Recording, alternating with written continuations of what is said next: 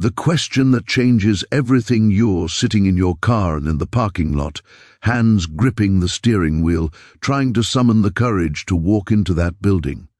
Maybe it's a job interview where you're underqualified. Maybe it's a doctor's office where you'll get test results. Maybe it's a confrontation you can't avoid any longer. Your mind catalogues every possible way this could go wrong, every person who might oppose you, every obstacle standing in your path. The fear is so tangible you can taste it. Now imagine someone credible, someone you trust completely, leaning into your car window and saying with absolute certainty, the most powerful force in existence is actively working in your favor right now. How would that change what you are about to walk into? This isn't a motivational thought experiment. For believers, this is supposed to be bedrock reality.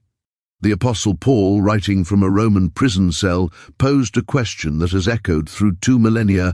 What then shall we say to these things? If God is for us, who can be against us? We've turned this verse into refrigerator magnet theology, a nice encouragement to pull out when things get tough. But Paul wasn't offering a spiritual pep talk. He was describing a fundamental restructuring of reality. He was pointing to a truth so staggering that once you truly see it, you can't see opposition, fear, or circumstance the same way again. This isn't about believing everything will work out the way you want. It's not about health, wealth, and prosperity. It's about something far more radical, a complete reorientation of what it means to face anything when the Creator of the universe has positioned himself as your advocate. Most of us live in the gap between knowing this verse and experiencing its reality.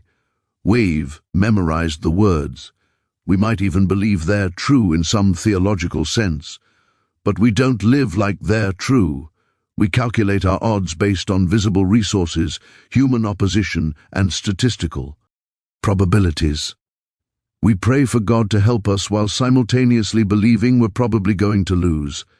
What if the problem isn't that we need more faith, but that we've never truly understood what we're being offered? What if God is for us isn't a hopeful possibility, but an actual description of reality that changes everything the moment we grasp it? This is about more than comfort in hard times. This is about a worldview revolution.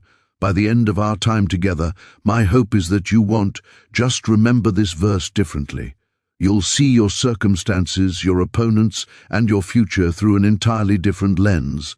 Let's explore why this ancient question from a prison cell might be the most liberating truth you could ever internalize. The theological foundation. What God is for us actually means. Before we can grasp the implications, we need to understand what Paul is actually claiming. The phrase, God is for us, is deceptively simple, but it's packed with theological weight that transforms it from sentiment to bedrock reality. Let's start with that small but crucial preposition, for. In the original Greek, the word is hyper, which carries meanings of on behalf of, in favor of, in place of, and for the sake of. This isn't God casually cheering from the sidelines. This is God as advocate, ally, defender, and substitute. When Paul uses this language, he's invoking the image of someone who has not just taken your side, but has entered into your circumstances, assumed your position, and committed their full resources to your cause. But here's where it gets even more profound. Paul isn't speculating about God's disposition. He's not saying if God decides to be for us or if we can convince God to be for us. The structure of the sentence in Greek presents this as an established fact, a done deal, a settled reality. The if isn't expressing doubt, it's more like saying since or given that. Paul is building an argument on a foundation he considers unshakable. So what makes him so certain? The answer comes in the verses immediately following, "He who did not spare his own son, but gave him up for us all. How will he not also, along with him, graciously give us all things?" Paul's confidence isn't based on wishful thinking or religious optimism. It's based on the cross.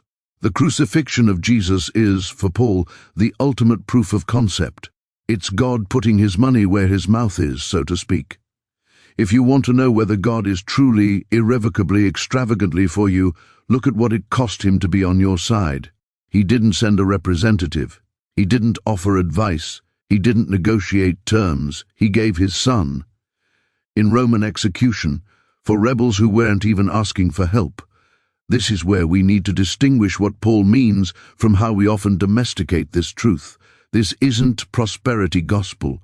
God being for us doesn't mean He's committed to making us comfortable, wealthy, or free from suffering.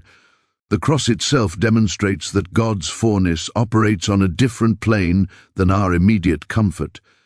Jesus' entire earthly life was characterized by opposition, rejection, and ultimately execution. And yet God was for him every step of the way, ultimately vindicating him through resurrection. God being for us means He's committed to our ultimate good, which he defines as conformity to the image of Christ, eternal fellowship with him, and participation in his kingdom purposes. It means positioning every circumstance, every opposition, every trial to serve that end. Nothing touches your life that hasn't first passed through the filter of divine intentionality working for your ultimate benefit. This is grounded in covenant. Throughout Scripture, God binds himself to his people through promises that stake his own character on their fulfillment. He doesn't promise based on our performance, he promises based on his nature. When God says he is for us, he's not expressing a feeling that might change. He's declaring a covenant position that would require him to deny himself, to abandon.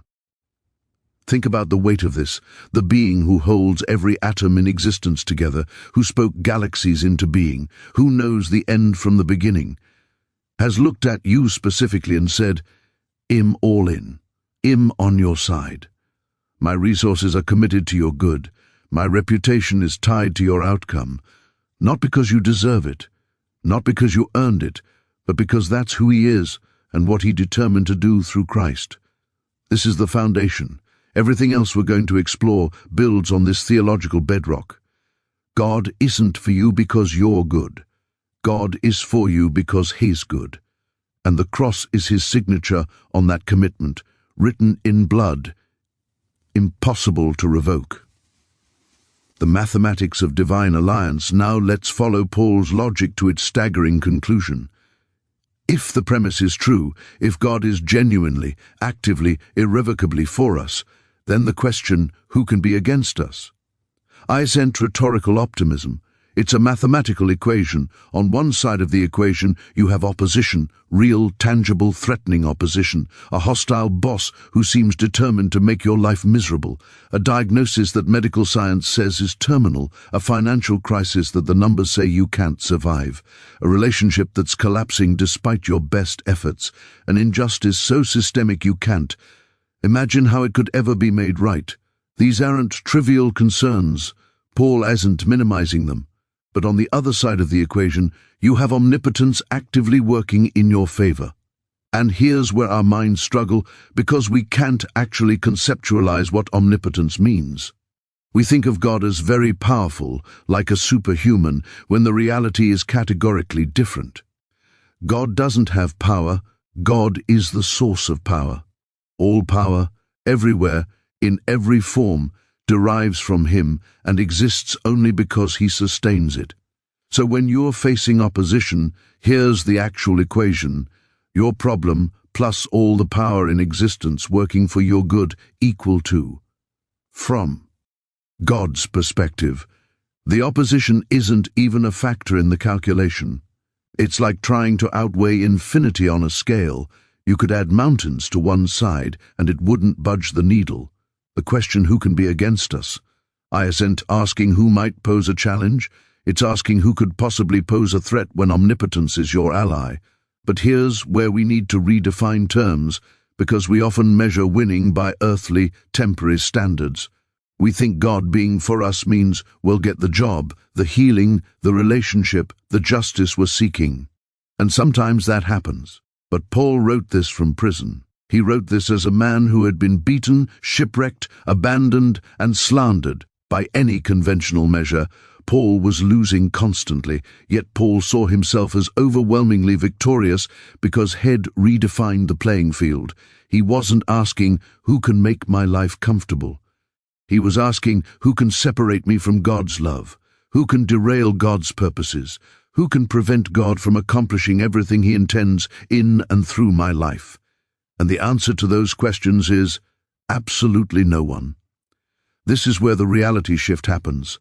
When you truly grasp that God is for you, you stop calculating odds based on visible resources. You stop measuring success by earthly outcomes. You start evaluating situations based on a completely different paradigm. Is this circumstance within God's awareness? Yes.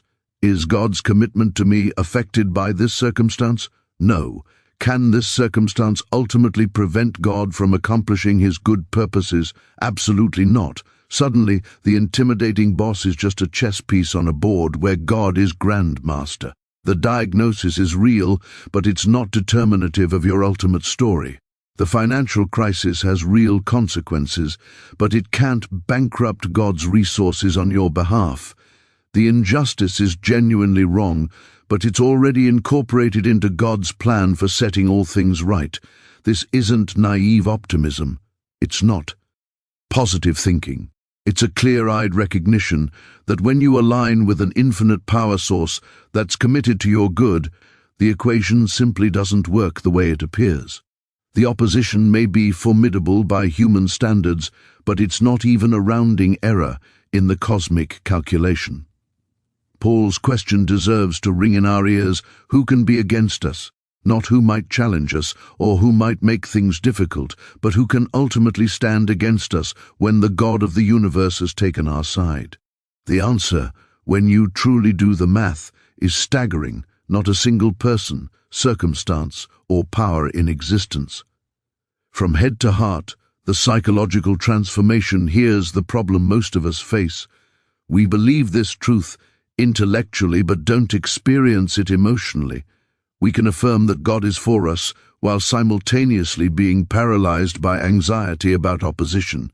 We can quote Romans 8:31 while living as though everything depends on our own efforts and limited resources. The gap between theological knowledge and experiential reality can be vast. So how does this truth move from head to heart? How does it transition from a doctrine we affirm to a lived reality that actually changes how we feel and function? First, we need to understand what's happening psychologically when we fail to live in this reality. Most of us operate from what psychologists call an external locus of control. We calculate our well-being based on external factors, other people's opinions, circumstances we can't control, resources we don't have. We're constantly assessing threats and measuring our capacity to respond. This creates chronic anxiety because there are always more threats than we have capacity to handle. When Paul says, if God is for us, who can be against us? He's inviting a radical shift to what we might call a divine locus of control. The fundamental calculation changes from, can I handle this, to, is God still for me in this? It's not that circumstances don't matter, it's that they're no longer the determining factor in your ultimate outcome. This produces a different kind of psychology entirely. Researchers who study resilience have identified that people who weather severe adversity best are those who have what they call a secure base, an unshakable foundation of safety and support they can return to regardless of external chaos. For believers, God's forness is meant to be that secure base, but elevated to an infinite degree. Think about how differently a child behaves when they know their parent is present versus when they feel alone. The same playground that feels adventurous with a parent watching feels terrifying when they believe they're on their own. The parent's presence doesn't eliminate actual dangers, but it fundamentally changes the child's capacity to engage with their environment. They take appropriate risks. They recover from falls faster. They don't interpret every challenge as catastrophic. When you genuinely internalize that God is for you, a similar transformation occurs in how you process threat and opposition. Your nervous system actually responds differently. You're still aware of challenges, but they don't trigger the same cascade of fear and helplessness. Why? Because the ultimate question isn't, can I overcome this, but is God's commitment to me affected by this? This also creates an identity shift. Most of us unconsciously see ourselves as defendants in the cosmic courtroom, constantly trying to justify our existence, prove our worth, and defend ourselves against accusations. We live from a posture of scarcity and defensiveness. But if God is truly for us, we're not defendants, we're the defended. We're not trying to earn advocacy, we already have it from the highest authority. This is qualitatively different from positive thinking or affirmations. Positive thinking says, I'm going to choose to believe things will work out. This truth says, things are already being worked for my good by someone with the power to ensure it, regardless of how they appear. Positive thinking is self-generated hope that can collapse when circumstances overwhelm it. This is an anchored confidence in an external, unchanging reality. The psychological transformation happens as we practice reorienting to this truth. When anxiety rises, instead of immediately strategizing how to fix the situation, we ask, is God still for me in this moment? Has anything about this circumstance changed his commitment? The answer is always no, which allows our nervous system to settle even while we take appropriate action. When opposition emerges, instead of seeing ourselves as alone against threat, we recognize we're partnered with omnipotence. This doesn't mean we'll avoid all harm, but it means we're never ultimately at risk. The real you, the eternal you, cannot be touched by anything that hasn't first been filtered through divine purposes working for your good. This is the journey from knowledge to experience, repeatedly bringing our feelings and circumstances back into alignment with the reality of God's position toward us. It's not instantaneous, it's not formulaic, but it's utterly transformative. And it's available to anyone willing to let this truth migrate from their theology to their neurology. Modern applications. Living the reality shift theology matters because it shapes how we actually live. So what does it look like to operate from the reality that God is for us when facing contemporary challenges? Let's get specific. Facing career and financial uncertainty, you've lost your job, or your industry is collapsing, or you're facing a financial crisis that the spreadsheet says is unsolvable. The anxiety is crushing because your security feels threatened at the most basic level. Living from God is for us doesn't mean ignoring the practical reality or assuming money will magically appear. It means approaching the situation from a different foundation. Instead of my security depends on this job income, the calculation becomes my ultimate security depends on God's commitment to me, which this situation cannot change. God is actively working to use even this circumstance for my good. This produces different action. You still look for work. You still budget. You still take responsible steps. But you do it without the crushing weight of existential panic, because you know you're not navigating this alone, and you're not ultimately at risk. You're freed to make wise decisions rather than desperate ones. You can pass up opportunities that compromise your values because you're not operating from scarcity. You can receive help without shame because you understand God often works through community. More profoundly, you become open to the possibility that this crisis is actually God repositioning you for something better than what you lost. When we truly believe God is for us, we can hold our current circumstances loosely enough to see what He might be doing through them. Navigating relational conflict, you're in a relationship that's deteriorating, a marriage, a friendship, a family connection.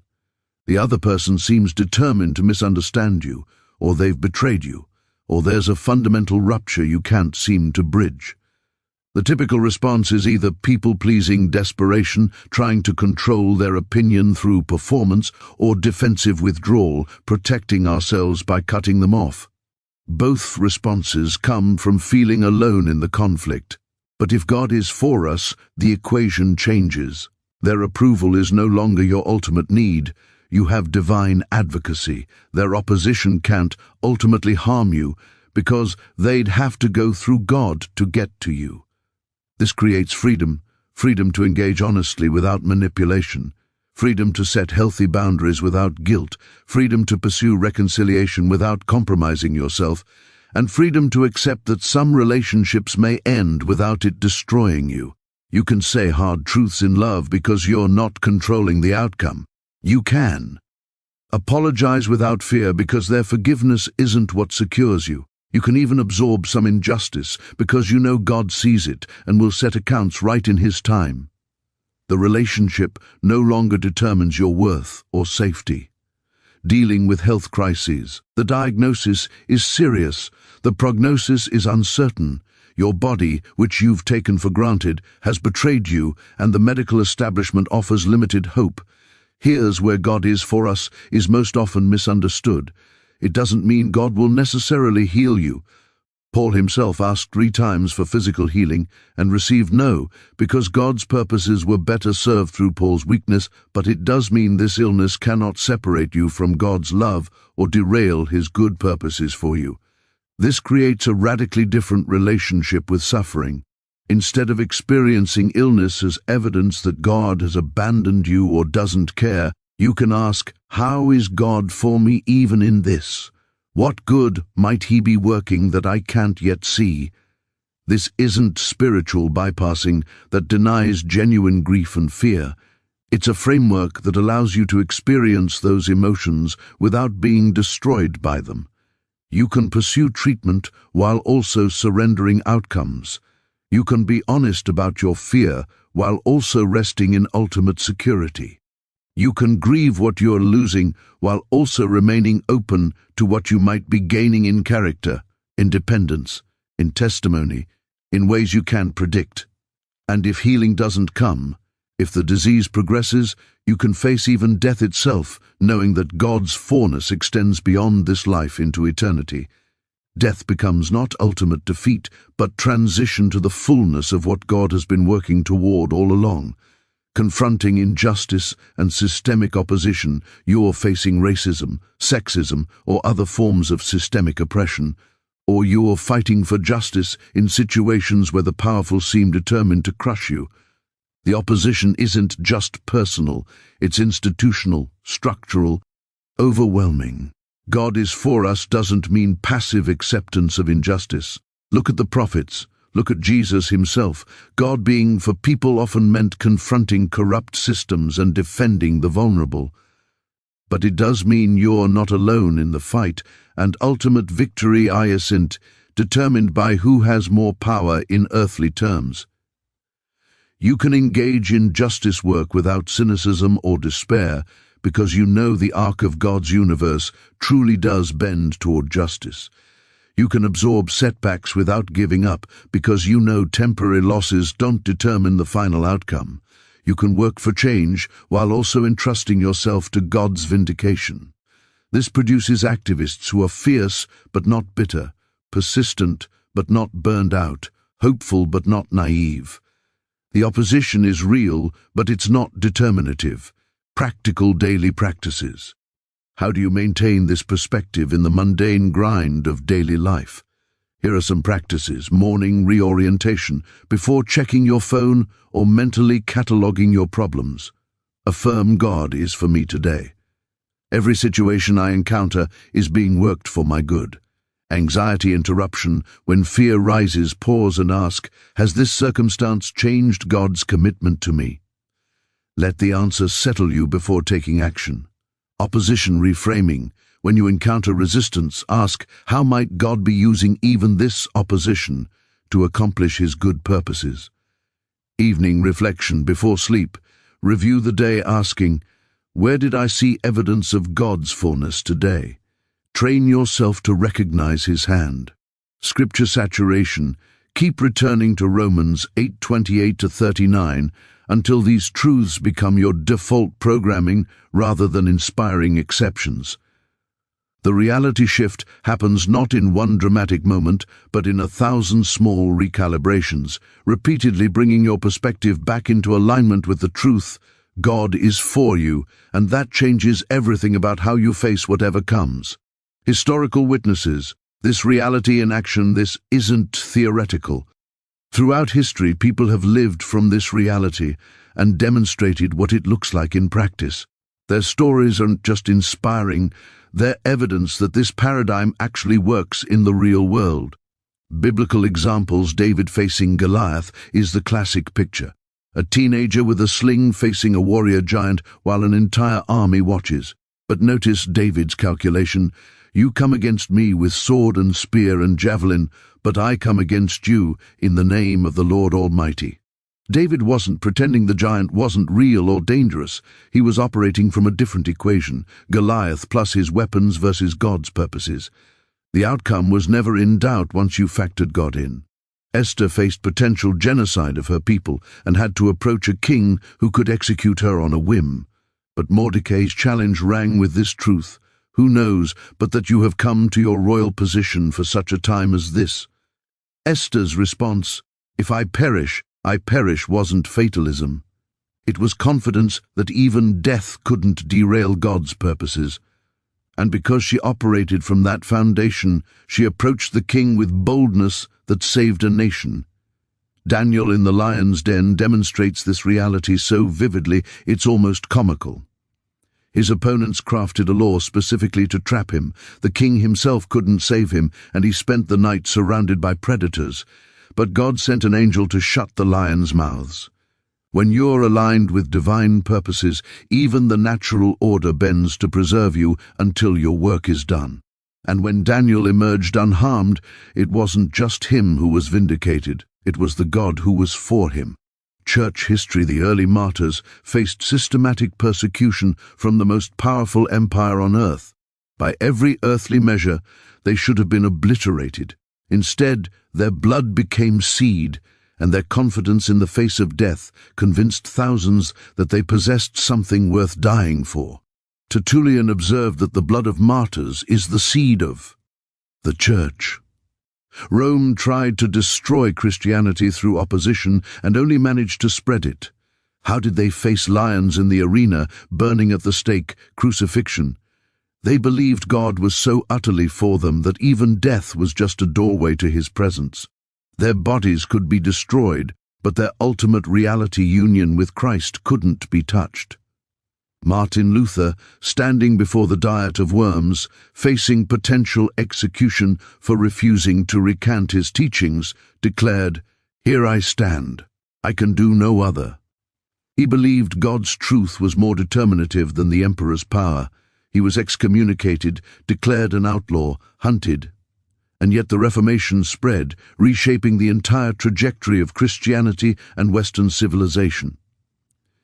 Was this because God miraculously protected Luther from all harm? No, he spent the rest of his life in various forms of danger and conflict.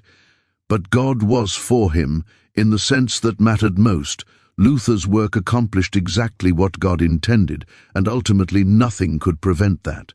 Contemporary witnesses Dietrich Bonhoeffer chose to return to Nazi Germany when he could have remained safe in America, believing God called him to resist evil.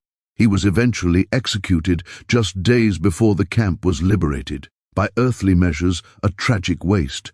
But his writings continued to influence millions, and his witness demonstrated that God being for us doesn't always mean physical deliverance. Sometimes it means being positioned to accomplish something eternal even through death. Richard Wurmbrand spent 14 years in Romanian communist prisons, including 3 years in solitary confinement, tortured for his faith. He wrote about experiencing the presence of Christ so tangibly in that cell that he sometimes had to pray for God to ease the joy, because it was overwhelming. When opposition tried to destroy him, it instead positioned him for an encounter with divine presence so profound he wouldn't have traded it for anything. Countless.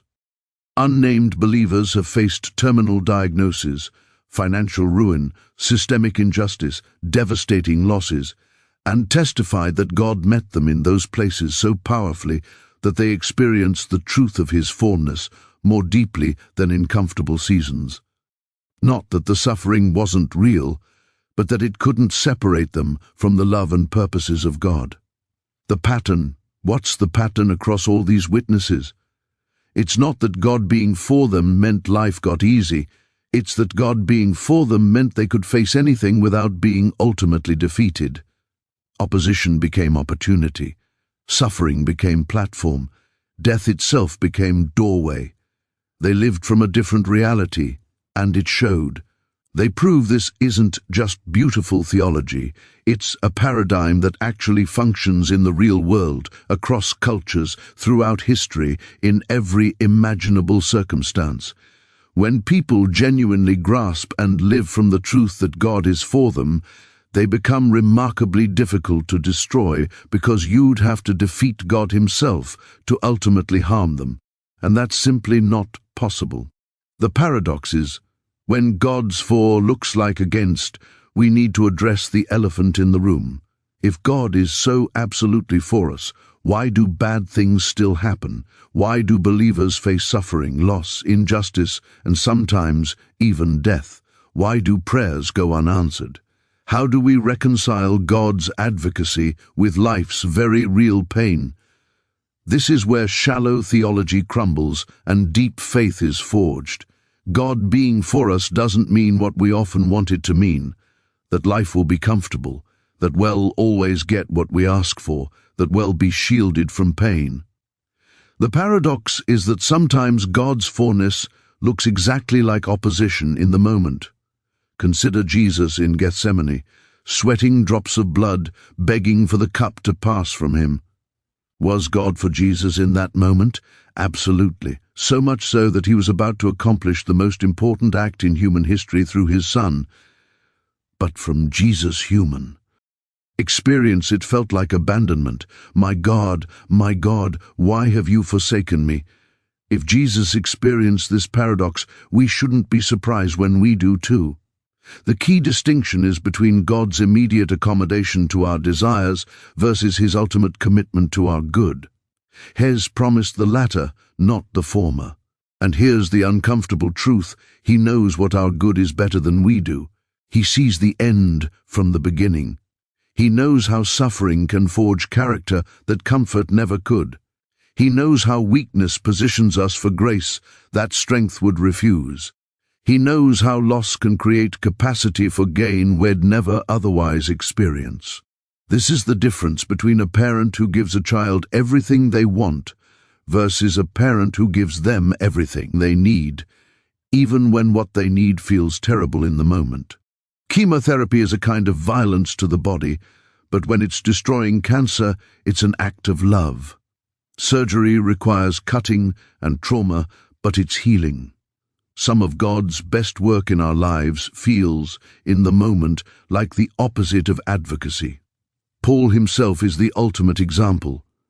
God was so thoroughly for Paul that He called him to apostleship, gave him visions, used him to write much of the New Testament, and worked countless miracles through him. And in the same life, Paul experienced shipwreck, stoning, beatings, imprisonment, abandonment, chronic illness, and eventually execution. How do we reconcile these? Paul does it for us in 2 Corinthians. We are hard-pressed on every side, but not crushed, perplexed, but not in despair, persecuted, but not abandoned, struck down, but not destroyed. God being for him didn't prevent the hard-pressing, persecution, or being struck down. It meant those things couldn't accomplish their intended purpose of ultimate destruction. The opposition was real, the outcome was secured. This requires us to expand our timeline. We naturally evaluate God's forness based on immediate circumstances. Does this month, this year, this season feel like God is on my side? But God's purposes often work on timelines we can't perceive. Joseph spent years in slavery and prison, God being for him the entire time, before the purpose became clear. Abraham waited decades for the promised son. The Israelites wandered in the wilderness for 40 years. God's force was operating constantly, but it didn't eliminate the waiting, the confusion, or the difficulty. There's also the reality that we live in a fallen world with natural consequences. God being for you doesn't override physics, biology, or the choices of other free agents. When drunk drivers kill innocent people, when diseases spread, when natural disasters strike, when humans exercise their evil freedom, these are consequences of living in a broken world, not evidence of God's abandonment. But even in these, God's commitment remains. He will work it for ultimate good, He will sustain you through it, and He will not waste a single drop of suffering if you'll let Him use it. The mystery we must hold is this: we can't always see how God is working for our good in real time, but that doesn't change the reality that He is. Sometimes the only way to maintain this faith is to remember the cross itself. When Jesus hung dying, it looked like utter defeat. The disciples experienced it as the end of everything they'd hoped for. But God was most profoundly for humanity in that exact moment, accomplishing what could be accomplished no other way. If we can trust God's force at the cross when it looked most like abandonment, we can trust it in our circumstances too. We don't have to understand the how or why in the moment. We anchor in the character of God, proven at the cross, and the promise that He's working all things for good. This doesn't make the pain less real or the grief less valid. Lament is all through Scripture, people crying out to God, how long and why? But notice, they're crying to God, not about God. They believe He's there, He's listening, and He can be trusted even when nothing makes sense. The reality shift isn't from pain to comfort. It's from interpreting our circumstances as evidence of God's position toward us, to seeing God's proven position as the lens through which we interpret our circumstances.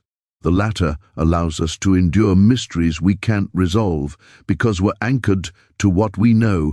God is for us, proven at the cross, unchanging in character, and utterly trustworthy with outcomes we can't yet see. Making the shift, Wave journeyed from a parking lot moment of fear to the theological depths of God's advocacy, through the mathematics of divine alliance, across the landscape of psychological transformation, into practical modern applications, through historical witnesses, and finally into the paradoxes we can't fully resolve. The question remains, so what now? The reality shift from seeing if God is for us as an inspiring verse to experiencing it as actual reality doesn't happen through a single decision. It happens through 10,000 small recalibrations. It happens through repeatedly bringing your default assumptions back into alignment with this truth until it becomes your actual operating system rather than an encouraging add-on. Here's what this requires. You have to stop measuring God's fullness by your immediate circumstances and start measuring your circumstances by God's proven fullness. That's the shift. Every anxiety, every opposition, every disappointment becomes an opportunity to ask not where is God, but how is God working for me even in this? Have you ever stood at a crossroads in your life, completely paralyzed, waiting for some sign from the universe to tell you which way to go? Maybe it's a career decision that's been keeping you up at night, a relationship that demands clarity, or a financial choice that feels too overwhelming to make alone. And in that moment of desperate uncertainty, you find yourself looking everywhere except the one place where the answer has been waiting all along. This is the trap that millions of people fall into every single day. We've been conditioned from our earliest memories to believe that truth, wisdom, and guidance exist somewhere outside of us. We consult experts, we seek validation from others, we pray to distant heavens, we read endless books and articles, hoping that someone or something external will finally give us the certainty we're craving. But here's what nobody tells you. That very act of searching outside yourself is creating the confusion you're trying to escape. What if I? told you that everything you've been taught about finding your path, making decisions, and accessing divine wisdom has been fundamentally backwards? What if the I Am presence within you, that quiet, unwavering knowing that exists beneath all the noise, has been speaking to you this entire time, but you've been taught to ignore it in favor of external authorities? But before we begin, please hit the like button and let me know where in the world you're watching from today. It's always fascinating seeing who's joining us from around the world. And if you haven't already, make sure to hit that subscribe button and turn on the notification bell so you don't miss any of our future videos. Has this ever happened to you? You face a major decision, and instead of feeling clear and empowered, you feel smaller and smaller as you consult more and more people. Every opinion you gather seems to contradict the last one. Every expert has a different approach. And somewhere deep inside, beneath all that confusion, there's a quiet voice that knows exactly what to do, but you've been trained to distrust it, to override it, to seek validation from anywhere except that inner knowing. This disconnection from your true I Am identity isn't just causing decision paralysis, it's creating a fundamental experience of separation that colors every aspect of your life. You feel spiritually abandoned when you need guidance most. You second-guess yourself constantly. You give your power away to circumstances, to other people's opinions, to external conditions that seem to control your reality. Stay with me until the end of this teaching, because what you're about to discover might completely transform how you experience every single day of your life. The 5 shifts we're going to explore aren't complicated spiritual practices that require hours of discipline. They're simple adjustments in awareness that reconnect you with the I Am presence that's been operating within you all along. The presence that doesn't just help you make better decisions, but actually changes the reality you experience. Because here's the truth that changes everything. You're not trying to become something you're not. You're remembering who you've always been, and that remembering is about to shift everything. Now, I want to go even deeper into what's actually happening inside your consciousness when you're trying to make a decision or seeking guidance, because there's a hidden truth here that most people never recognize. And understanding this single revelation can transform your entire relationship with decision-making, with clarity, and with your own inner authority.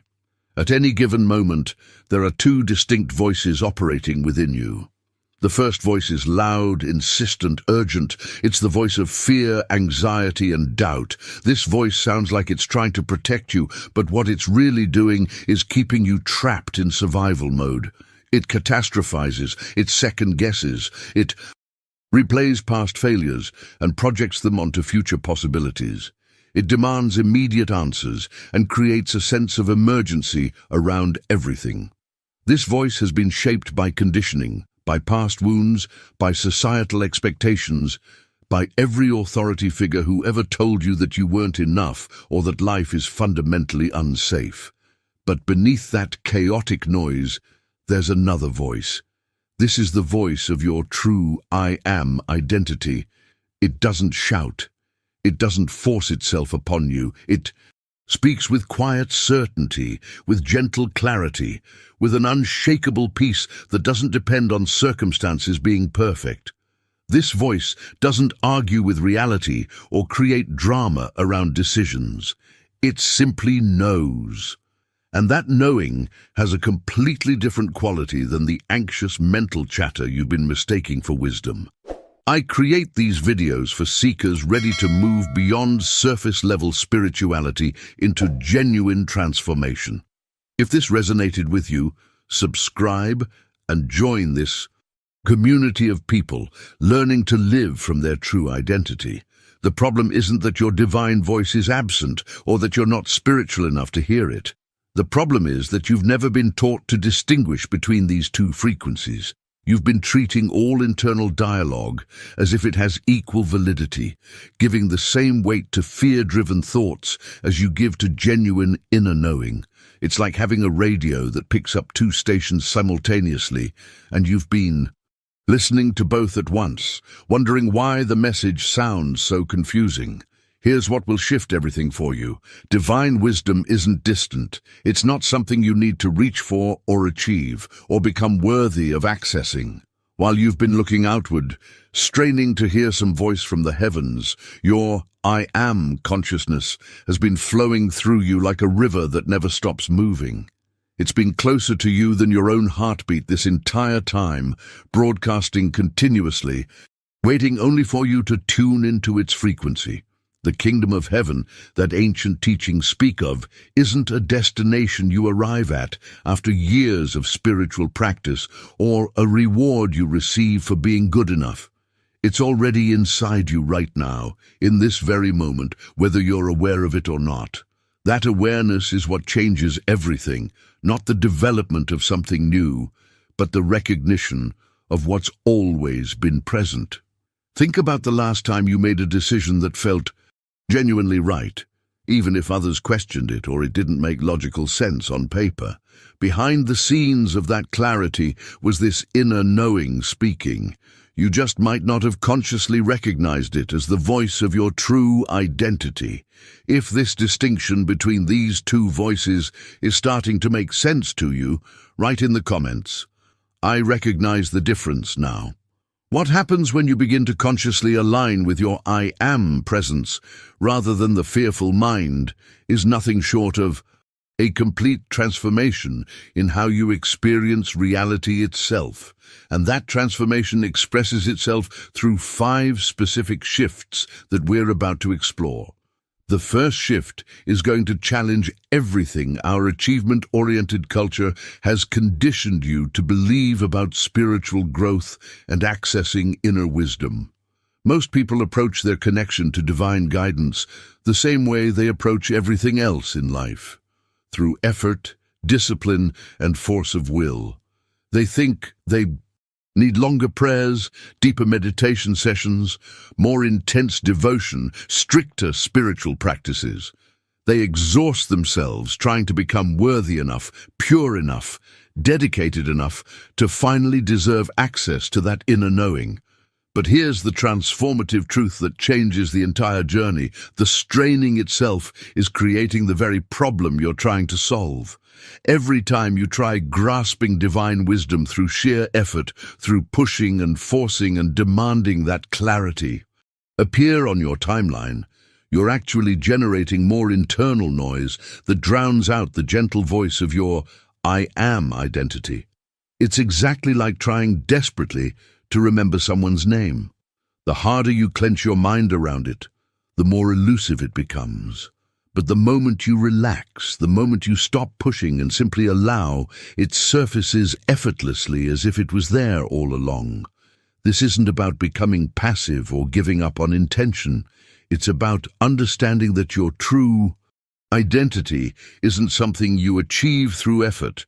It's something you recognize through awareness. The kingdom within you isn't playing some cosmic game of hide and seek, testing whether you can pray intensely enough to break through some invisible barrier.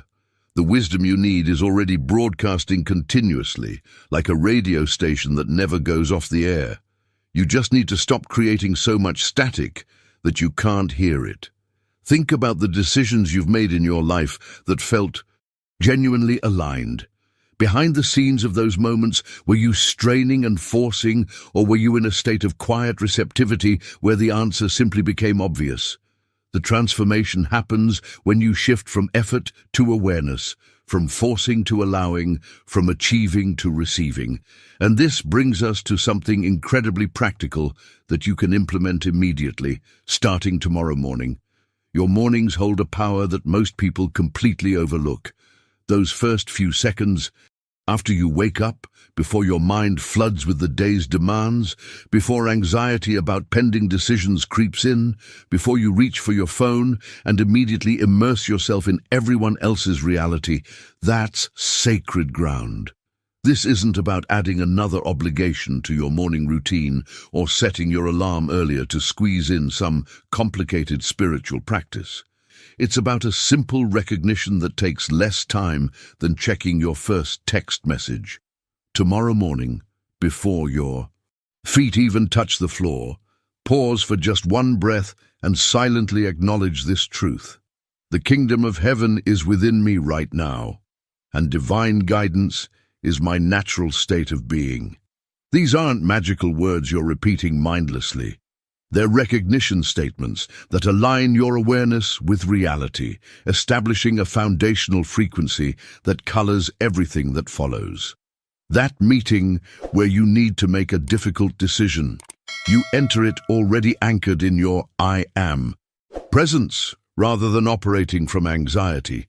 The conversation that usually triggers reactive patterns. You approach it from a completely different foundation. The financial choice that normally paralyzes you. You navigate it with access to clarity that panic-driven thinking simply cannot perceive. If you're beginning to see how this simple morning shift could impact your entire day, write in the comments, "I choose awareness over effort." What most people get completely wrong about transformation is thinking it requires intensity and drama.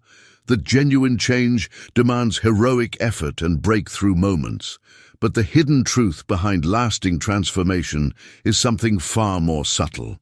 The hidden truth behind lasting transformation is that 5 minutes of gentle daily recognition will reshape how you access your inner wisdom far more profoundly than occasional marathon sessions fueled by panic and desperation. We live in a culture obsessed with breakthrough moments and dramatic peak experiences, so we approach our spiritual growth the same way. We wait until we hit a crisis, then throw ourselves into hours of desperate seeking, hoping that sheer intensity will finally crack open the clarity we need. But your consciousness doesn't respond to dramatic overhauls the way our achievement culture suggests. Instead, it operates like a garden. You don't ignore the plants for weeks and then dump gallons of water on them in a single desperate attempt at revival. That approach creates damage, not growth.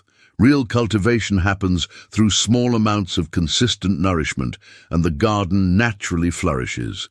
Your ability to live from your I am identity works exactly the same way. Each time you pause to recognize that inner presence. Each morning you begin with that simple acknowledgement. You're making subtle adjustments to your awareness, gradually tuning yourself to the frequency of your true identity with increasing precision. These aren't insignificant gestures. They're creating neural pathways, establishing patterns of consciousness that accumulate into profound transformation over time. The journey isn't about occasional heroic efforts. It's about consistent micro-shifts that reshape your entire experience of reality. And this brings us to something that has immediate practical impact on how you navigate your day. Throughout any given day, you encounter dozens of decision points that happen so quickly you barely register them as choices at all. Your boss delivers criticism that normally triggers immediate defensiveness. Traffic makes you late, and panic starts flooding your system. An unexpected expense arrives, and financial anxiety grips your chest. Someone says something that hits an old wound, and you feel yourself contracting. These moments seem to happen to you, as if you have no control over how they unfold. But here's what most people never notice. You have approximately 3 seconds before your conditioned responses take over completely. 3 seconds. That's the window where choice actually exists, where you can insert awareness into situations that previously triggered automatic reactions driven by fear and old programming. In those 3 seconds, you have the opportunity to return to your inner kingdom, to that I am presence we've been discussing. This is what I call the sacred pause, and it's where the second major shift reveals its power.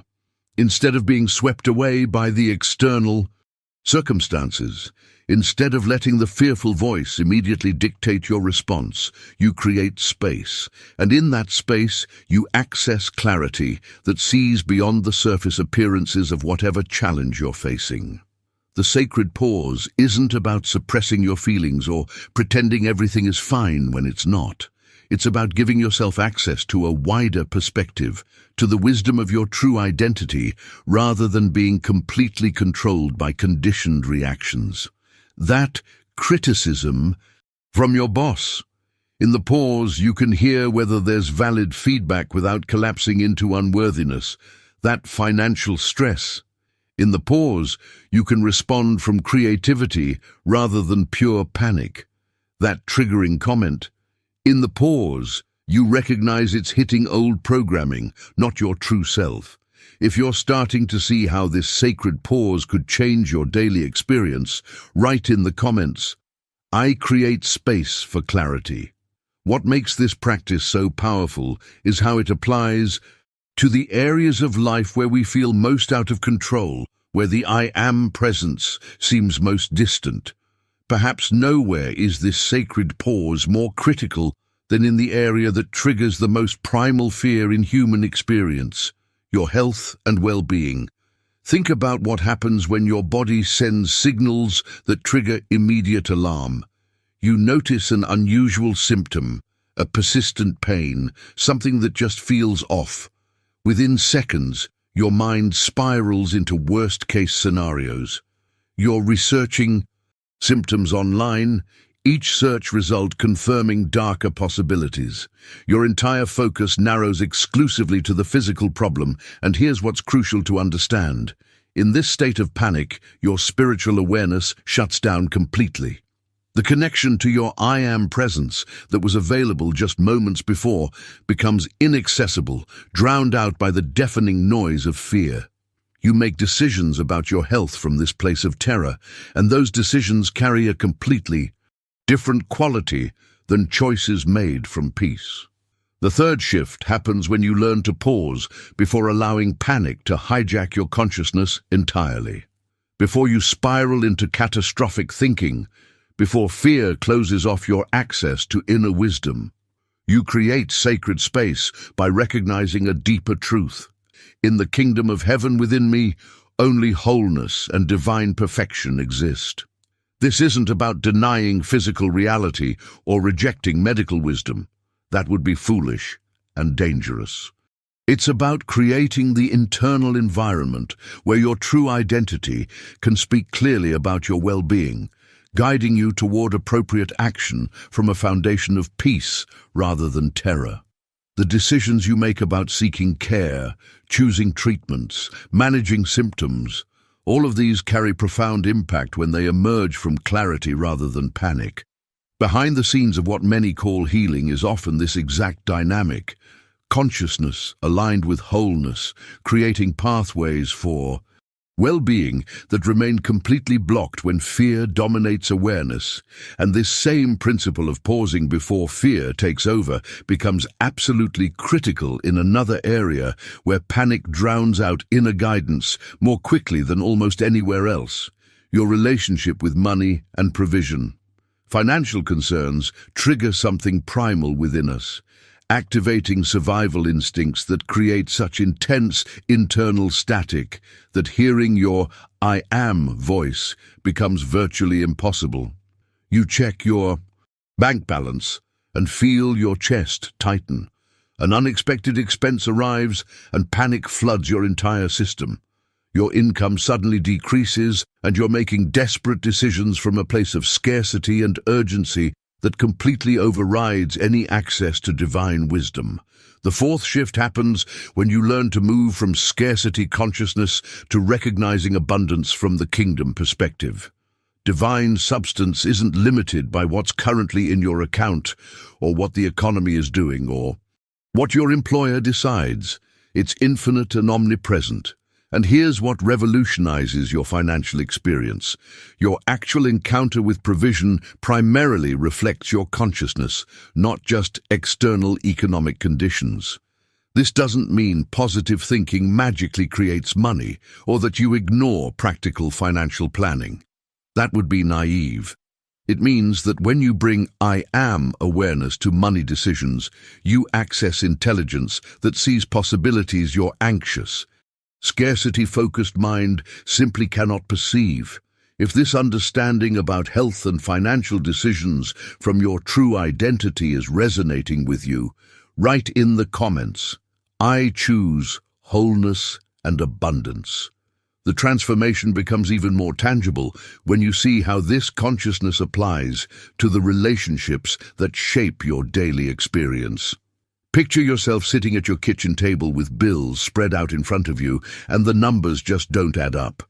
There's more month than money, and that familiar knot of anxiety starts forming in your stomach. Your old pattern would be to spiral immediately into catastrophic thinking, losing sleep over scenarios that haven't even happened, making desperate decisions driven purely by fear.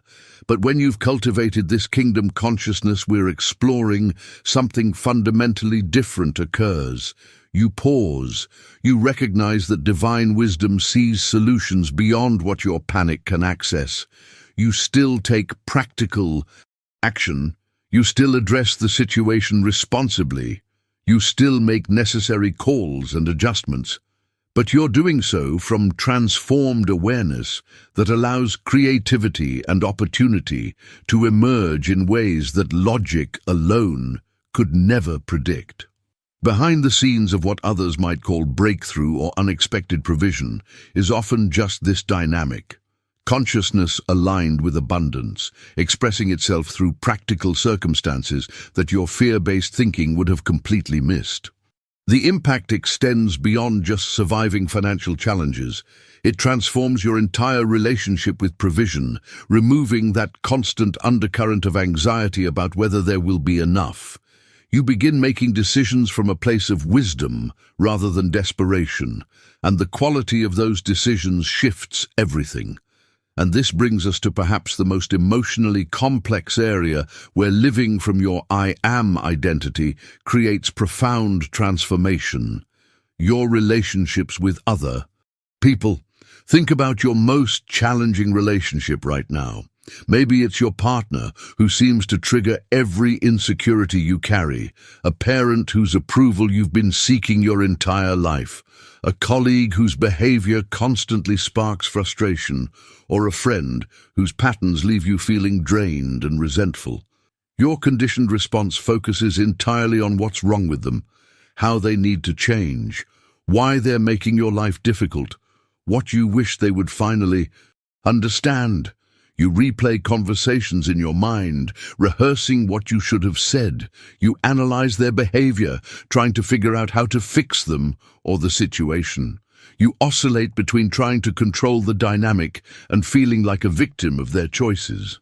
But here's the hidden truth that changes relational dynamics completely. The catalyst for transformation isn't finding perfect people or waiting for others to finally become who you want them to be.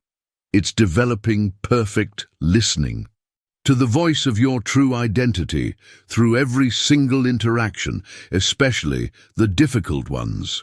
When you approach relationships from I am consciousness, you access guidance about how to respond rather than react, what to say in moments of tension when silence serves better than speaking, and how to set boundaries from love rather than from fear or manipulation. This isn't about becoming passive or letting people mistreat you. It's about accessing a wider perspective that sees beyond the surface drama of personality conflicts, that difficult person in your life. From kingdom consciousness, you can perceive what's actually happening beneath their behavior without getting swept into reactive patterns. You can hold your ground without collapsing into their chaos. You can speak truth without making it an attack. If you're recognizing how this shift could transform your most challenging relationships, write in the comments, I listen from my true identity. What makes this approach so revolutionary is how it applies to the place where most of us spend the majority of our waking hours. For most people, their professional environment represents a complete spiritual dead zone where the I am presence seems distant, irrelevant, entirely disconnected from the practical demands of getting work done. The pressure of deadlines, office politics, performance expectations, competition, all of this creates such a dense frequency of stress that any awareness of your true identity gets completely drowned out. You might have that morning moment of recognition before leaving home, but the moment you step into that office or log into that computer, it's as if you've entered a realm where inner wisdom simply doesn't apply. But the fifth shift happens when you reframe work from mere employment, from something you endure to pay bills, into spiritual expression itself. That project deadline that usually triggers anxiety becomes an opportunity to witness divine ideas emerging. Through you, in perfect timing, that difficult colleague who normally sparks immediate frustration becomes a chance to perceive the kingdom within both yourself and them, accessing wisdom about how to navigate the dynamic rather than just reacting to their behavior. This transformation doesn't require changing careers or finding spiritually oriented employment. It happens through bringing presence to whatever work you're already doing, recognizing that divine creativity can express itself through spreadsheets and sales calls just as readily as through traditionally spiritual activities. The impact extends far beyond productivity metrics to transform the actual quality of your daily experience. Behind the scenes of truly innovative work, of solutions that seem to come from nowhere, is often exactly this dynamic. Unlimited intelligence flowing through consciousness that's open enough to receive it. And this is where something profound begins to emerge that goes beyond any specific benefit. In health, finances, relationships, or career, as this I am consciousness matures through consistent practice of these shifts, as you return again and again to that inner recognition, an authentic peace awakens within you that doesn't depend on circumstances being perfect, on everything going your way, or on finally having all your problems solved. This isn't the artificial calm that comes from temporarily having everything under control. It's not the fragile tranquility that shatters the moment something goes wrong. It's a foundational peace that transcends whatever situation you're facing, becoming the ground from which all your decisions arise. Financial setbacks still require practical action and wise decision-making, but you navigate them without the paralysis of fear that used to shut down your ability to think clearly. Relationship difficulties still need to be addressed, conversations still need to happen, boundaries still need setting, but you approach them without the emotional reactivity that used to make everything more complicated and painful. The hidden truth here is profound. When you position yourself to live from your I am identity through these daily shifts, what you discover isn't just better decision-making, though that certainly flows more readily. What emerges is something deeper, an unshakable foundation that remains steady regardless of external conditions. If you're sensing how this foundation of peace could transform not just your decisions, but your entire experience of reality, write in the comments, "Peace is my natural state." What I want to be completely honest with you about now is what this journey actually demands, because the pathway to living from your I am identity requires something that challenges everything our instant gratification culture has conditioned us to expect. This transformation unfolds through consistent commitment, regardless of immediate results, and understanding this removes so much unnecessary frustration and self-judgment that derails people before they ever experience the breakthrough, waiting just beyond their impatience. The journey is different for everyone. Some people begin practicing these shifts and experience remarkable changes within weeks, suddenly finding clarity in decisions that used to paralyze them, sensing their true identity with a certainty they've never felt before. Others practice diligently for months before significant shifts become visible in their actual experience, A few grow impatient when miracles don't materialize on their preferred timeline and abandon the practice altogether, never discovering what was just beginning to emerge beneath the surface of their awareness. The decisive factor between these different experiences isn't spiritual talent or some kind of divine favoritism where the universe likes certain people more than others. It's simple persistence, the willingness to continue recognizing that inner presence even when immediate evidence doesn't scream validation at you. Think about the most meaningful transformations in your own life. Did any of them happen overnight? Real change, the kind that fundamentally reshapes your experience rather than just creating temporary excitement, almost always unfolds through accumulated small decisions rather than singular dramatic moments. Your consciousness works exactly the same way, gradually tuning itself to the frequency of your true identity with increasing precision through consistent practice. Each morning you pause for that simple recognition. Each sacred moment you insert awareness into a reactive pattern. Each time you choose peace over panic in health or financial decisions. These aren't insignificant gestures. They're making subtle adjustments that compound over time into profound transformation. But here's perhaps the most liberating truth of everything we've explored together. And this removes every excuse, eliminates every barrier between where you are right now and the wisdom you're seeking. You can begin this very moment exactly where you are, with whatever understanding you currently possess. You don't need to master complex theology first, or accumulate years of meditation experience, or achieve some elevated spiritual status before you're qualified to live from your I am identity. The kingdom of heaven exists within you right now, at this very moment, exactly as you are. Even 3 seconds of genuine acknowledgement creates space for divine clarity to emerge through whatever decision you're facing. Your ability to access inner guidance isn't something you need to build through years of arduous effort. It's something you simply recognize as already complete within your consciousness, already broadcasting, already available to you in this breath. If you're ready to begin this journey right now without waiting for perfect conditions or more preparation, write in the comments, "I begin today." What happens when you actually commit to this path? When you move beyond just understanding these concepts intellectually and start living from this awareness? If you've stayed with me through this entire journey, you're exactly the kind of person this message was meant to reach. There's something in you that's already awakening to these truths, already recognizing the I am presence that's been speaking within you all along. I create these videos for people like you, seekers ready to move beyond surface-level concepts into genuine transformation. If this teaching resonated with something deep inside you, I'd love for you to subscribe and join this community learning to live from their true identity.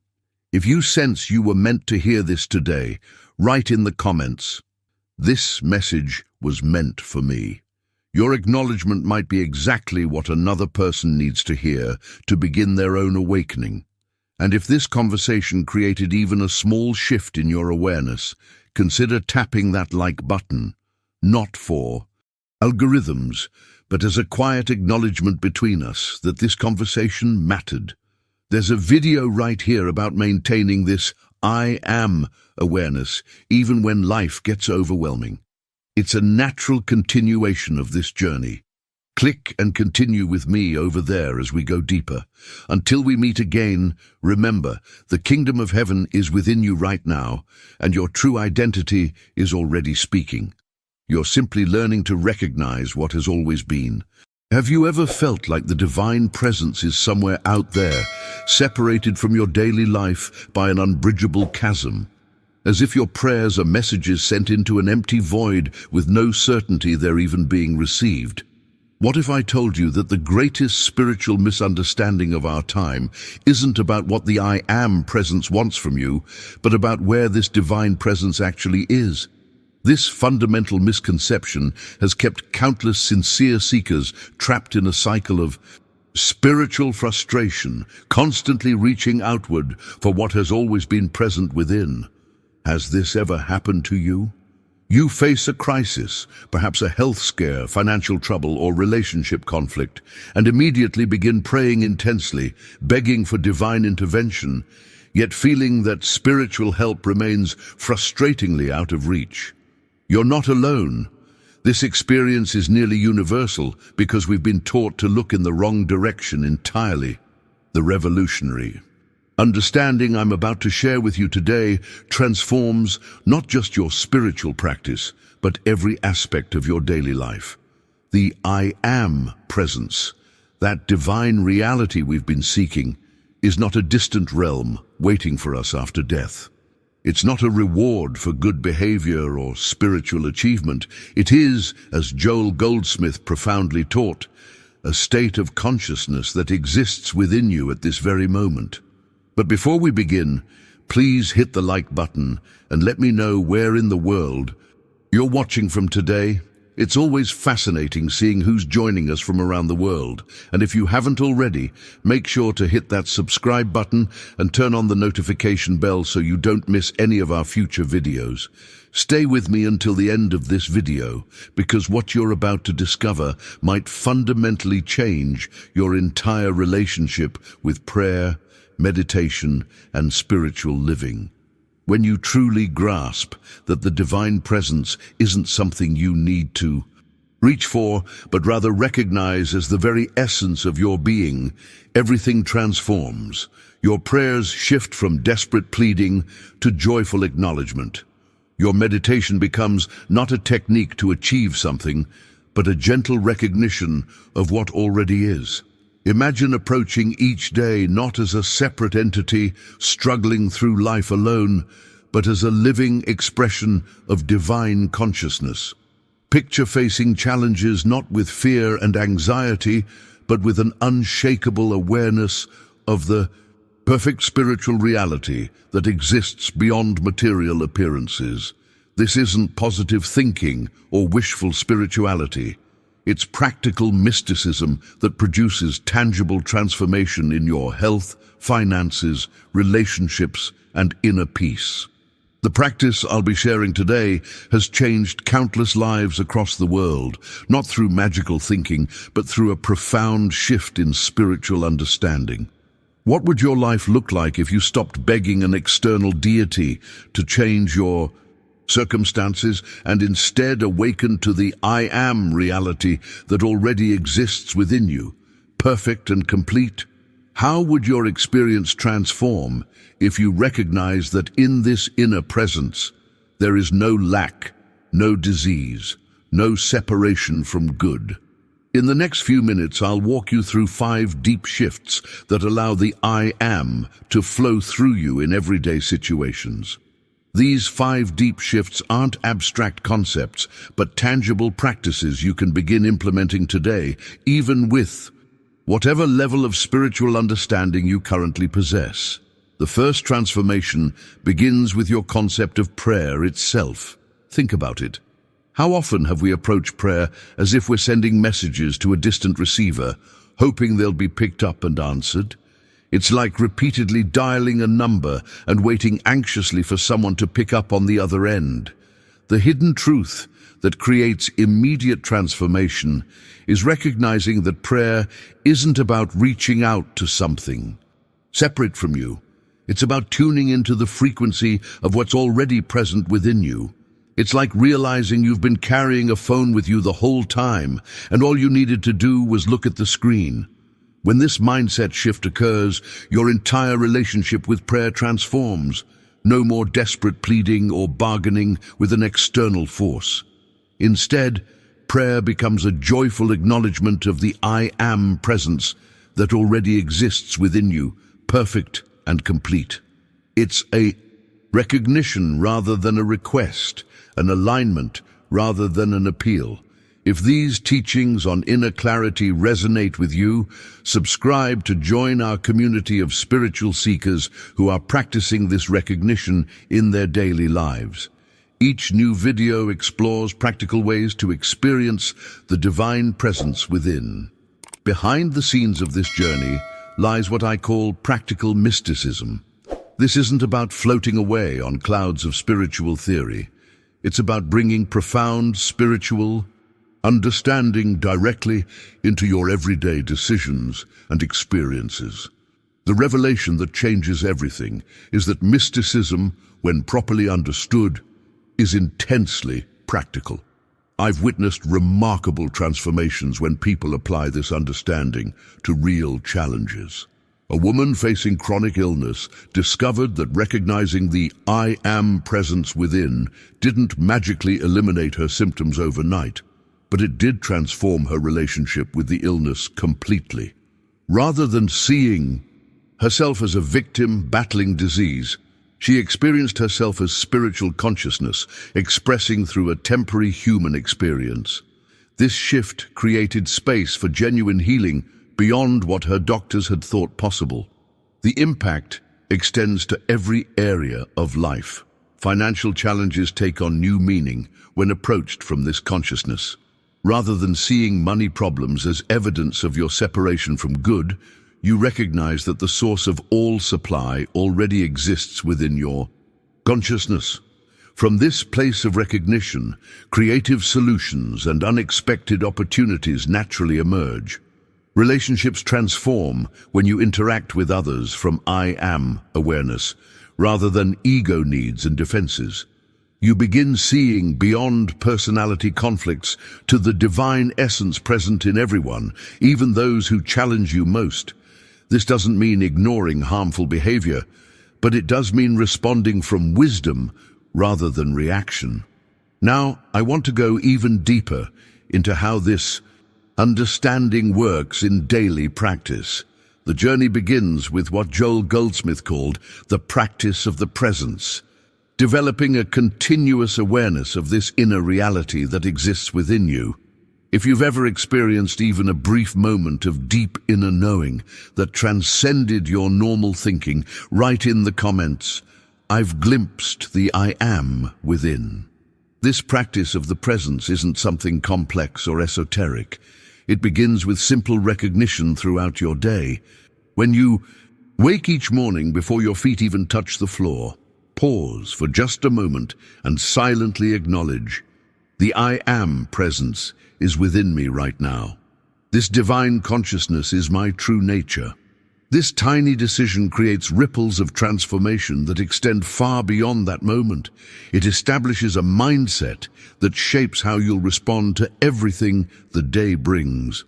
The behind-the-scenes revelation that most spiritual seekers miss is that consistency matters more than intensity. Many of us have experienced those moments of inspiration where we meditate for hours, read spiritual texts voraciously, or attend transformative workshops. While these experiences can be valuable, they often fade as quickly as they arrive. The hidden truth is that a brief recognition practiced regularly has more impact than occasional hours of desperate spiritual effort. Throughout your day, especially during challenging moments, take even 30 seconds to return to this inner recognition. When your boss criticizes your work, when traffic makes you late, when unexpected bills arrive, these are precisely the moments when this practice reveals its power. Instead of reacting immediately from fear, frustration, or lack, pause and recognize the truth that exists beyond material appearances and circumstances. The journey of transformation unfolds through these small, consistent moments of recognition rather than through dramatic spiritual experiences. Think about learning any new skill, playing an instrument, mastering a sport, or learning a language. Progress doesn't come through occasional intense practice sessions, but through regular, consistent engagement. The same principle applies to spiritual awareness. You'll begin noticing subtle shifts at first, a deeper peace in stressful situations, unexpected solutions to persistent problems, a growing sense of divine guidance in daily decisions. These are signs that you're beginning to live from I am consciousness rather than purely from material awareness.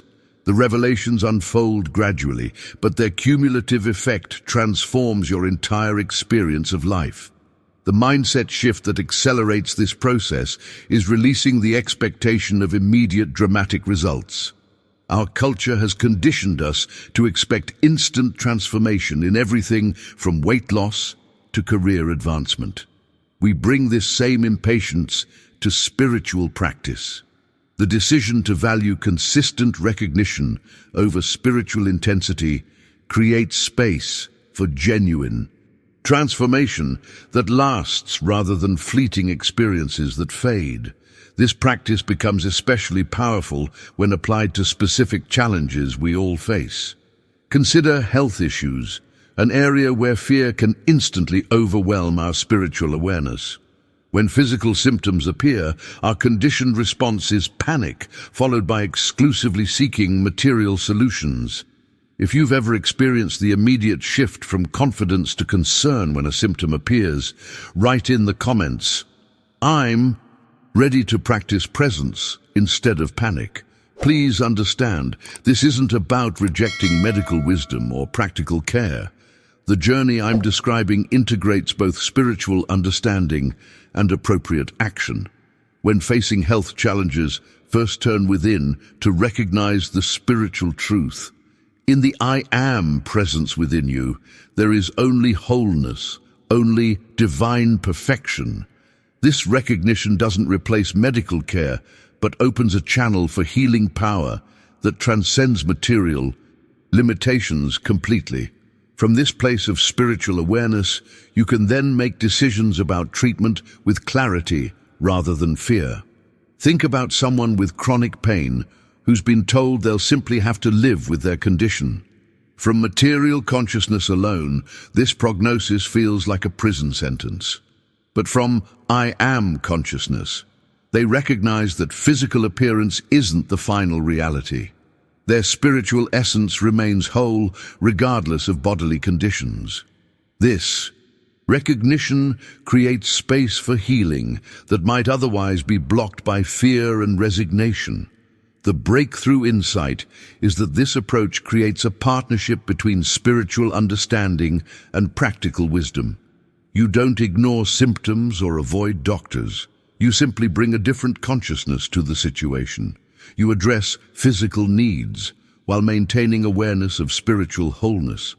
This dual approach provides both material and spiritual resources for healing and well-being. As the yin, the same profound shift in consciousness transforms our relationship with money and material supply.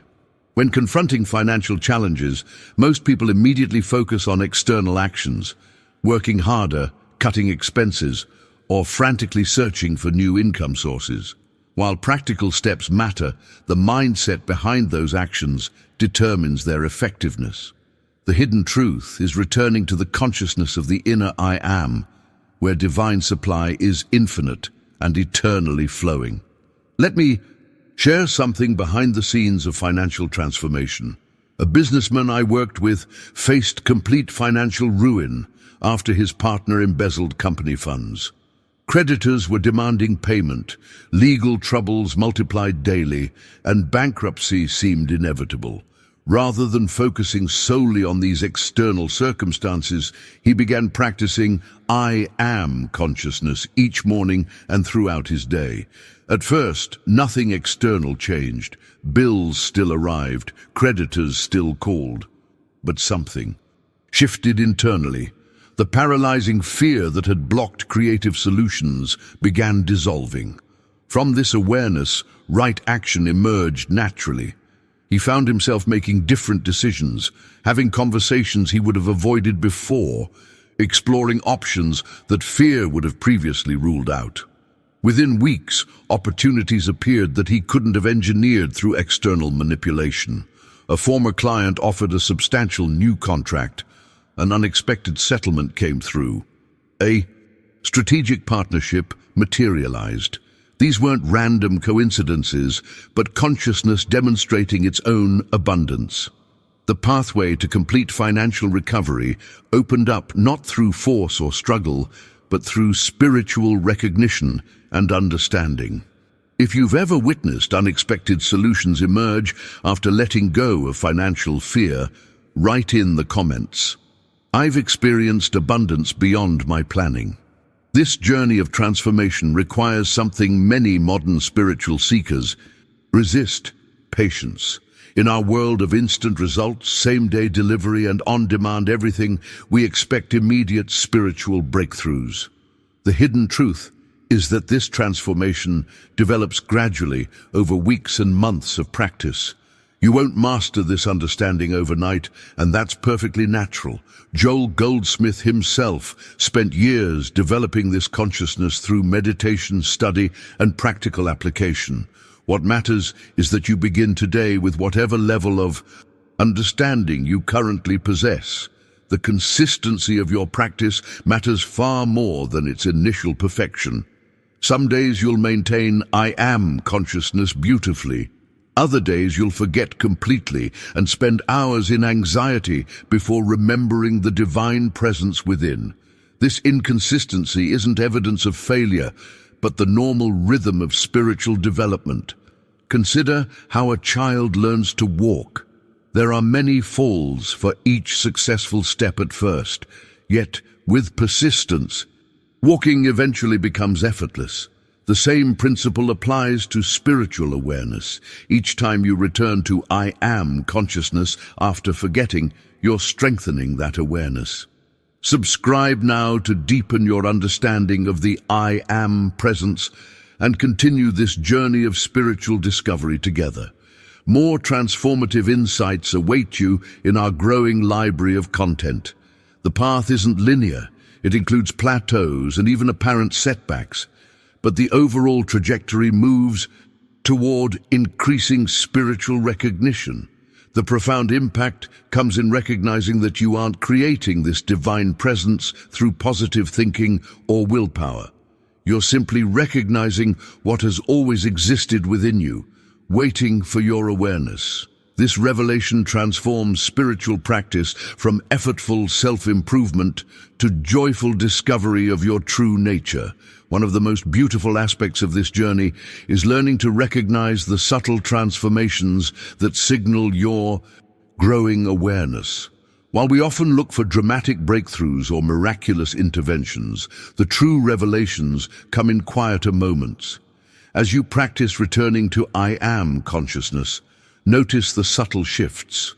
First, a deeper peace in situations that would have previously triggered stress, unexpected solutions appearing for persistent problems, a growing sense of divine guidance in daily decisions. These might seem like small changes, but they represent a fundamental shift in perspective. You're beginning to live from divine consciousness rather than purely from material awareness. It's like learning to see with new eyes. The world hasn't changed, but your perception of it has transformed completely. Where you once saw only problems, you now recognize opportunities.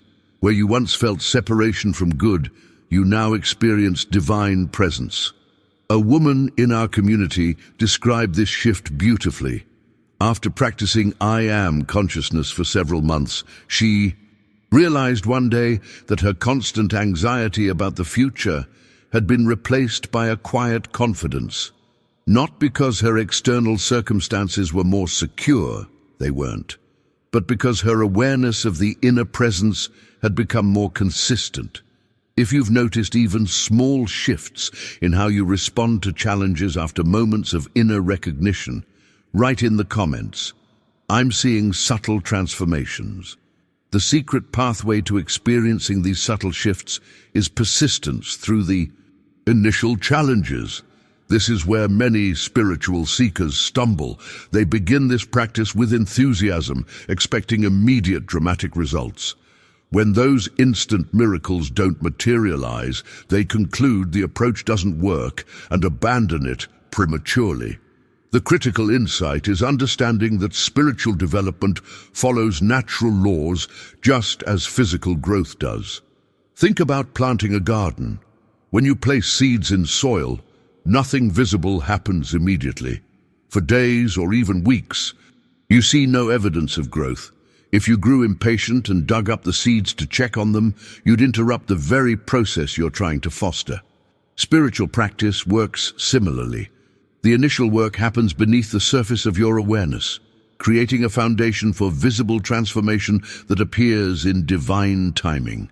Those who persist through this initial phase discover something far more valuable than instant gratification, an inner resource that sustains them through everything life brings.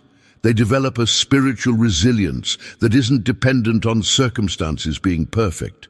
They find an unshakable peace that remains steady even when external conditions fluctuate wildly. A businessman shared with me that after 6 months of consistent practice, he faced a crisis that would have previously sent him into panic and despair. Instead, he found himself responding from I am consciousness automatically, without the effort it had required earlier in his journey. The practice that had once seemed difficult had become his natural state. This represents the maturation of spiritual awareness. What begins as conscious effort gradually becomes spontaneous expression. The journey of transformation extends beyond personal experience to revolutionize our relationships with others. Perhaps the most profound shift occurs in how we interact with the people who challenge us most. Think about that co-worker who constantly criticizes, the family member who triggers old wounds, or the stranger who cuts you off in traffic. Our instinctive reaction is defensiveness, judgment, or withdrawal. But I am consciousness offers an entirely different pathway. The breakthrough insight is recognizing that the divine presence exists within them too, perfect even when obscured by stress, fear, or fatigue. Their behavior may not reflect this spiritual reality, but that doesn't diminish its truth. This recognition isn't about excusing harmful actions, but about seeing beyond the surface to the deeper reality. Imagine returning home after a challenging day to find your partner irritable and distant. From material consciousness, you'd likely react defensively or withdraw emotionally. But from I am consciousness, you recognize that they're dealing with their own challenges, that the divine presence within them remains perfect even when obscured.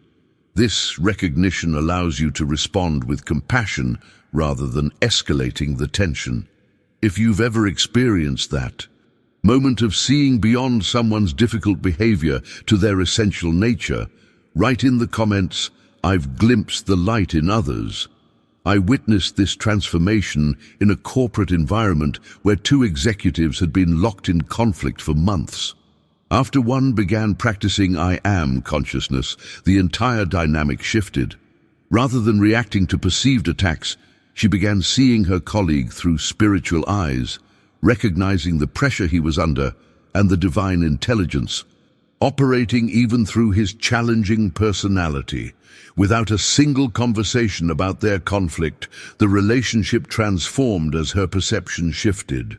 The revelation many spiritual seekers miss is that living from I am consciousness doesn't mean escaping daily challenges, but meeting them from a spiritual foundation.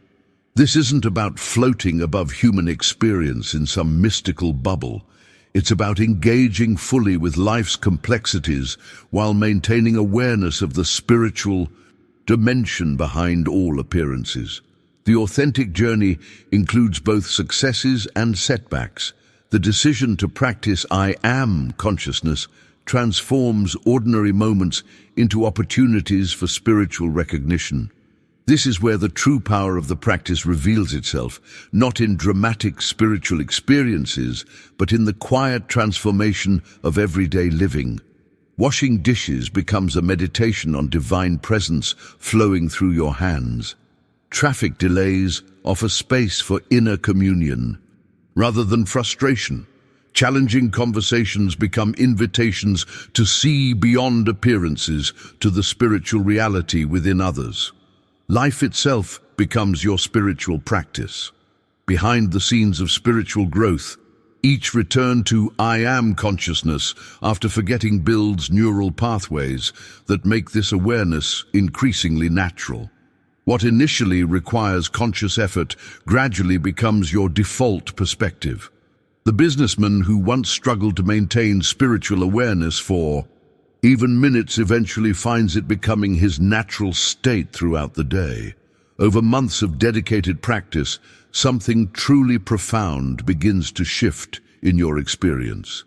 The I am consciousness that once required deliberate effort becomes increasingly natural, like learning a language that eventually allows you to think in it rather than mentally translating. You'll notice that you automatically return to spiritual truth more quickly after being momentarily pulled into material fear or concern. This isn't something you force. It's the natural evolution of consistent spiritual recognition. Think of it as building momentum on a journey. Those initial steps require the most energy, but as you continue forward, you develop a rhythm that carries you naturally. A friend described this experience beautifully, saying that after a year of practice, she realized that her first thought in challenging situations had shifted from panic to peace. Not because she was trying to be spiritual, but because I am consciousness had become her default perspective. The evidence of this transformation appears in practical ways throughout your life. Solutions to problems appear more readily because you're accessing the infinite intelligence of the I am within, rather than relying solely on limited personal thinking. Peace becomes more consistent because it's anchored in spiritual reality rather than fluctuating circumstances. If you've noticed your first response to life's challenges gradually shifting from reaction to recognition, write in the comments, "My default state is changing." Relationships deepen because you're interacting from authentic spiritual awareness rather than ego needs and defenses. The hidden revelation that transforms this journey is letting go of expectations for immediate dramatic results. Our culture conditions us to expect instant transformation, the spiritual equivalent of before and after photos on a weight loss program. But consciousness doesn't transform that way. The changes unfold organically, often so subtly that you don't notice them happening in real time. Now, I want to go even deeper into what may be the most significant breakthrough on this journey. As I am consciousness matures through consistent practice, you discover something precious beyond measure, an unshakable peace that doesn't depend on circumstances being perfect. This isn't positive thinking or emotional bypass. It's authentic spiritual awareness that remains steady through life's inevitable fluctuations. This peace becomes your foundation through every challenge, loss, and disappointment. When financial setbacks occur, you still take practical action, but without the paralysis of fear. When relationships face difficulties, you address them directly, but without the drama of emotional reactivity. When health concerns arise, you seek appropriate care, but without being consumed by worry about outcomes. A woman who had practiced I am consciousness for several years faced the unexpected loss of a spouse. Friends were amazed at her response. Not an absence of grief, but a profound peace that coexisted with natural sorrow. She described knowing beyond intellectual understanding that the divine presence within had proven itself faithful through the darkest experience of her life. This wasn't resignation or spiritual bypassing, but direct experience of spiritual reality transcending even death itself. This represents the maturation of spiritual understanding, moving from conceptual knowledge to lived reality. You know from direct experience that spiritual consciousness is the only reliable foundation because you've tested it through real-life challenges. Material conditions fluctuate constantly, but inner truth remains eternally steady. This doesn't make you immune to human emotion, but provides a deeper context for those emotions, like waves on the surface of an ocean that remains undisturbed in its depths. The pathway to This transformation requires something that most spiritual seekers are unwilling to give: consistent commitment, regardless of immediate results. Let's be honest about what this path truly requires. The transformation we're discussing demands a level of commitment that most are unwilling to make. This isn't a weekend workshop or a 21-day challenge that produces instant enlightenment. It requires daily practice, even when you feel absolutely no immediate results, faith in spiritual truth when material appearances seem to contradict it completely, and patience through the sometimes painfully gradual development process. The most liberating truth of all is that you can begin right now exactly where you are with whatever understanding you currently possess. You don't need to master complex theology or achieve perfect meditation first. You don't need special spiritual credentials or decades of study. The I Am presence is within you right now. It has always been there. It will always be there. If you've experienced moments of peace that seem to come from a source deeper than your thinking mind, write in the comments, "I recognize the eternal within me." Your recognition doesn't create this divine presence, but reveals what already exists eternally. Simply start today, this moment, by recognizing as often as you remember, the I Am presence is within me now. Divine presence is my true nature. Spiritual perfection exists in consciousness, regardless of material appearances. As we draw this conversation to a close, I'm reminded of something profound that Joel Goldsmith often emphasized. Spiritual truth isn't meant to be held tightly as intellectual knowledge, but shared openly as lived experience. Your journey of recognizing the I Am within doesn't happen in isolation. It ripples outward and touches countless lives around you. If these teachings have resonated with something deep within you today, I'd love to hear about your own experiences in the comments below. Simply write, "The I Am within awakens," so I know you've journeyed with me to the end of this exploration.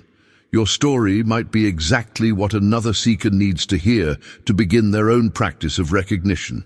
If you found value in this perspective on letting the I Am flow through you, consider gently tapping that like button, not for algorithms or metrics, but as a way of affirming that spiritual truth still matters in our distracted world. It's a small gesture that helps others discover these timeless principles. And if you're feeling called to continue this journey of spiritual discovery together, subscribe to join our growing community of seekers who are committed to recognizing the divine presence in everyday life. We're exploring these profound truths every week, translating mystical understanding into practical living. There's a video right here about practicing the presence throughout your day that builds beautifully on what we've discussed today. Click and continue with me over there as we explore how to maintain spiritual awareness through the specific challenges and opportunities of daily living.